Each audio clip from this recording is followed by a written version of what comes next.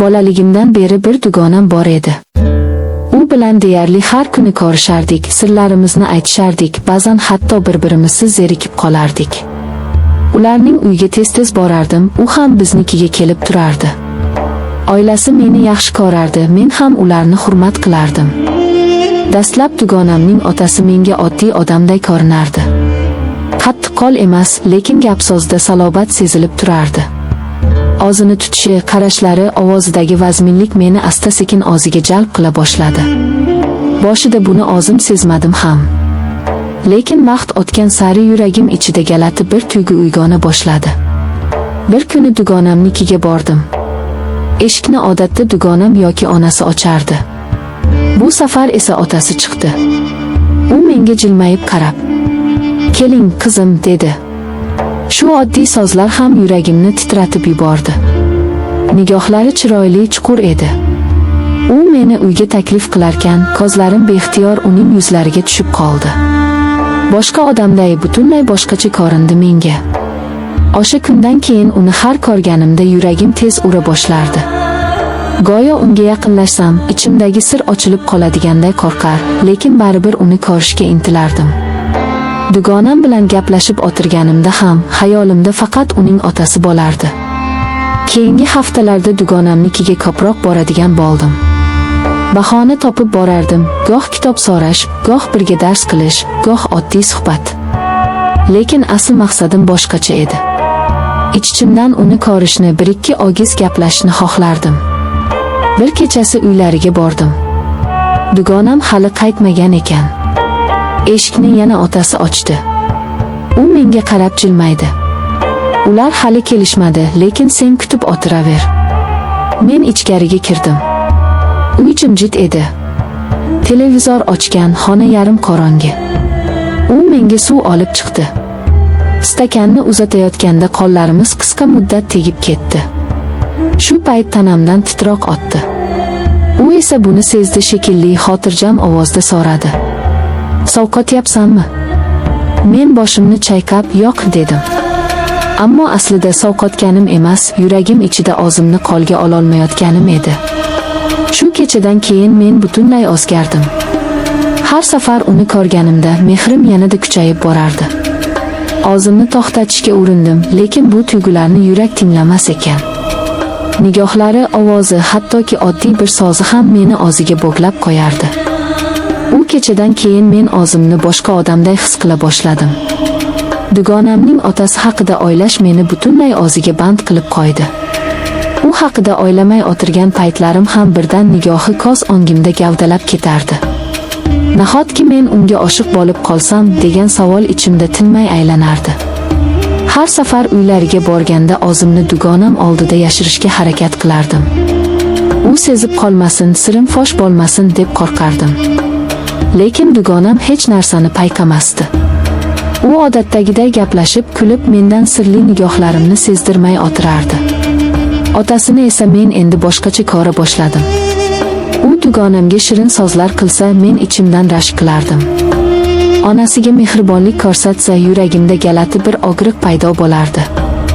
Men bu tuyg'ularimni tan olgim kelmas, lekin baribir yurakni aldab bo'lmasdi. Bir kuni dugonamning uyida mehmonlar ko'payib qoldi. Men ham o'sha yerda edim. U odam, ya'ni dugonamning otasi, mehmonlarni kutib olib, stollarni tayyorlashga yordam berdi. U erkaklarga xos tarzda xonadon boshligi sifatida o'zini tutar, hammani izzat qilardi. Men esa uzoqdan unga qarab o'tirardim. Uning harakatlari, har bir so'zi, hatto kulishidagi jarang ham menga yoqardi. Shu payt nigohimiz yana to'qnashib qoldi. Bu safar u bir oz uzoqroq qaradi. Nigohida bir narsa bor edi. Men tushunolmadim, ehtimol qiziqish, ehtimol oddiy tasodif. Lekin o'sha qarash yuragimni yana ham titratib yubordi.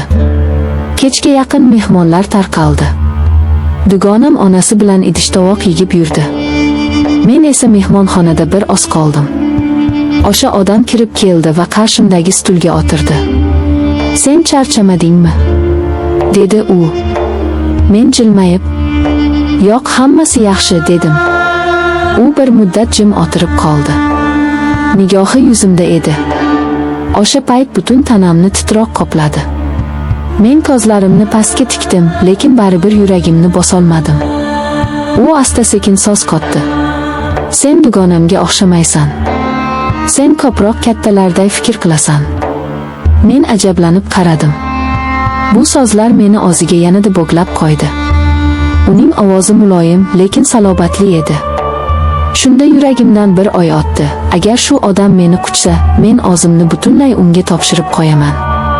Shu kunlardan keyin men butunlay o'zgarib ketdim. Har kuni uni ko'rishga sabab qidirardim. Ba'zan dugonamni bahona qilib qo'ng'iroq qilardim. Ba'zan oddiy kitob so'rash yoki daftar olish uchun uylariga borardim. Har safar o'sha odamni ko'rsam, ichimdagi yashirin olov yanada kuchayar, men esa o'zimni to'xtata olmasdim. Eng dahshatlisi shundaki, u ham meni payqayotganday edi. Nigohlari, gaplari, hatto oddiy salomi ham boshqacha tus ola boshladi. Go'yo u ham men bilan nimanidir his qilayotganday edi. Bir kuni dugonam uyda yo'q edi. Men unga uchrashaman deb uylariga bordim. Eshikni yana otasi ochdi. U meni ko'rib jilmaydi. U yo'q, lekin xohlasa kuta turasan. Men boshimni qimirlatdim. Uyga kirdim. U esa mehmonxonaga taklif qildi. Jimjitlik hukm surardi. Biz qarama-qarshi o'tirib qoldik. Yuragim qattiq ura boshladi. O'zimni qo'lga olishga harakat qildim, lekin bu imkonsiz edi. U sekin so'z qotdi. Sen ko'p keladigan bo'lding. Men kulimsirab, "Ha, dugonam bilan dars qilamiz", dedim. U jilmayib boshini qimirlatdi. Keyin nigohlarini menga qadadi. U qarab turganida vaqt to'xtab qolgandek tuyulardi. O'sha lahzada men hammasini his qildim. U ham meni seza boshlagan edi. U qarab turganida yuragim butunlay titrab ketdi. O'sha nigohda oddiy mehr emas, balki yashirin bir ishora, chuqur tuyg'ular yashirinayotgandek edi. Men o'zimni chetga olishni xohlardim, lekin ko'zlarim beixtiyor yana unga qaytib tushardi. Shu onda xonada jimjitlik cho'kdi. Faqat yuragimning tez urishi qulog'imda jaranglayotgandek edi. U bir oz jim qoldi, keyin ovozini past qilib gap boshladi. Sen kattaroq bo'lib qolibsan, endi o'sha bolaligimizdagi qizaloq emassan. Bu so'z yuragimni butunlay egallab oldi. Men boshimni pastga egdim, lablarim titradi. Uning ovozida galati bir muloyimlik, bir vaqtning o'zida kuch bor edi. Men o'zimni butunlay nazorat qila olmayotganimni his qildim. U asta-sekin stuldan turib oynaga qaradi. So'ng qaytib kelib menga yaqinroq o'tirib qoldi. Nafasi yuzimga tegdi. Shu payt ichimda hech qachon bo'lmagan his uyg'ondi. Qo'rquv, hayajon va istak birlashib ketdi. Men seni do'st qizim sifatida bilaman, lekin baribir u gapini tugatmay jim qoldi. Men esa ichimdan o'yladim, nega jim qoldingiz? Men ham sizni his qilyapman, lekin ayta olmayman. Shu lahzada dugonamning ovozi eshik tomondan eshitildi. U kirib keldi. Biz ikkalamiz tezda o'zimizni tutib oldik, go'yo hech narsa bo'lmaganday ko'rinishga harakat qildik. Lekin yuragimda allaqachon hammasi o'zgarib bo'lgandi. O'sha kundan keyin men tinchlikni yo'qotdim. Uyga qaytsam ham kechalari uxlay olmasdim. Faqat u odam haqida o'ylardim. Uning ko'zlari, jilmayishi, ovozi hammasi xayolimni to'ldirardi. Men bilardim bu hislarim taqiqlangan. Dugonamning otasi-ku. Lekin yurakni aldab bo'lmasdi. Kunlar o'tdi. Biz yana va yana ko'rishaverdik. U ham meni payqayotganday har safar boshqacha qarab qo'yardi. Men esa o'sha nigohlarni kutardim. Har safar ko'zimiz to'qnashsa, ichimda bir dunyo his uyg'onar edi. Bir kuni dugonam uyda yo'q edi. Men unga qo'ng'iroq qilmoqchi bo'lib uylariga bordim. Eshikni yana otasi ochdi. Bu safar u meni boshqacharoq qarshi oldi. Ko'zida aniq ishora bor edi. U hech narsani so'ramay ichkariga taklif qildi. Men xonaga kirdim. Yuragim qattiq ura boshladi. U esa menga qarab jilmaydi. "Sening ko'zingda nimadir bor, qizim", dedi u sekin ovozda. Men uni ko'rib turibman. Men cho'chib ketdim. Boshimni pastga egdim. Nafasim qisilib, qo'llarim titrab ketdi. Nima deganingizni tushunmadim, dedim men sekin ovozda. U menga yaqinlashdi. Nigohi bilan yuragimni teshib otgandek bo'ldi.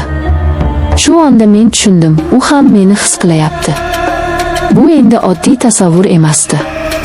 U qo'lini uzatib yuzimga tegdi. Men ko'zlarimni yumdim. Shu onda butun dunyo jim bo'lib qolganday bo'ldi. Yuragim o'zini tutolmadi, men titragancha o'tirardim. Men seni juda yaxshi ko'rib qoldim, dedi u sekin. Bu so'zlarni eshitganimda butun tanamdan issiq to'lqin o'tdi. Men endi sir tuta olmasdim. Ko'zlarimdan yosh chiqib ketdi.